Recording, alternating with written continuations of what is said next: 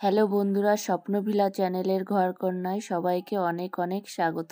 আজকে আবার একটি নতুন রেসিপি নিয়ে চলে এসেছি।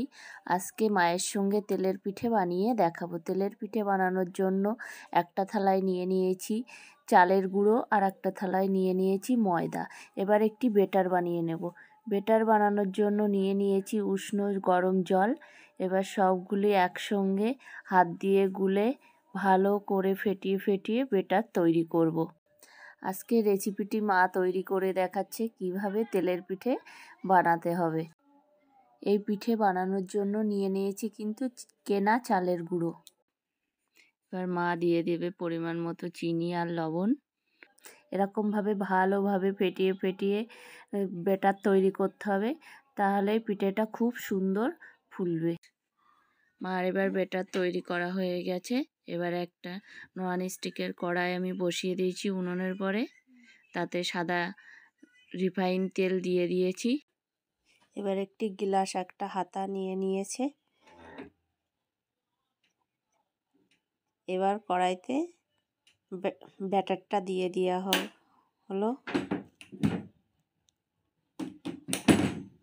কত সুন্দর ফুলেছে দেখুন, ফুলে ফুলে বালিশের মতো হয়েছে। একটু লাল লাল হলে পিঠেটা তুলে নেওয়া হচ্ছে। এইভাবে সমস্ত পিঠেগুলি ভেজে নেওয়া হবে।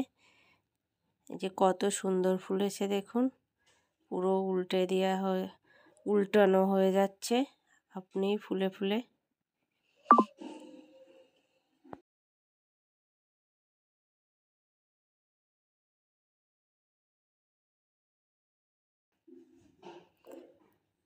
এক এক করে সব ফুটেগুলি এরকমভাবেই ভেজে নেওয়া হবে।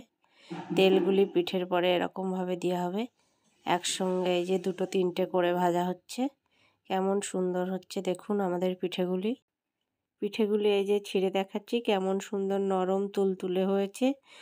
ময়দা দেওয়ার জন্য পিঠেগুলি বেশি নরম হয়েছে। ভিডিওটি ভালো লাগলে অবশ্যই আমার চ্যানেলটিকে সাবস্ক্রাইব করবেন। আজকের ভিডিওটি এখানেই শেষ করছি। ভিডিওটি ভালো লাগলে লাইক, কমেন্ট, শেয়ার, সাবস্ক্রাইব করবেন। ভালো থাকবেন, ধন্যবাদ।